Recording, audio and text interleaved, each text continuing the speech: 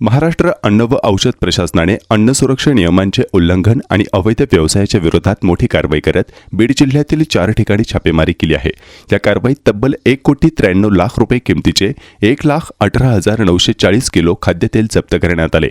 एफडीएच्या पथकाने बीड शहर, पडवणी आणि माजलगाव येथील 4 आस्थापनांवर कारवाई केली। अधिकाऱ्यांच्या माहितीनुसार या ठिकाणी मोठ्या प्रमाणात खाद्यतेलाचा अवैध साठा, रिपॅकिंग आणि पुन्हा ब्रँडिंग केली जात असल्याचे समोर आले। तपासादरम्यान एकाच दर्जाचे तेल वेगवेगळ्या भ्रामक ब्रँडच्या नावाने पॅक केले जात असल्याचे आढळून आले। मोठ्या प्रमाणात तेल खरेदी करून ते कथितरित्या वेगवेगळ्या व्यावसायिक पॅकेजिंगमध्ये भरले जात होते आणि त्यावर रिफाइंड आणि अल्ट्रा रिफाइंड अशी लेबल लावली जात होती। या पद्धतीने तेल बाजारात अधिक दराने विकून मोठा नफा कमवण्याचा प्रकार सुरू असल्याचा एफडीएला संशय आहे। त्यामुळे ग्राहकांची उत्पादनाची वास्तविक गुणवत्ता आणि त्याच्या स्रोतासोबत दिशाभूल होण्याची शक्यता होती। या कारवाई दरम्यान एफडीएने संबंधित आस्थापनांचे परवाने निलंबित केले असून त्यांचे परिसर सील करण्यात आले आहेत। तसेच संबंधित व्यक्तींविरोधात कायदेशीर कारवाईची प्रक्रिया सुरू करण्यात आली आहे।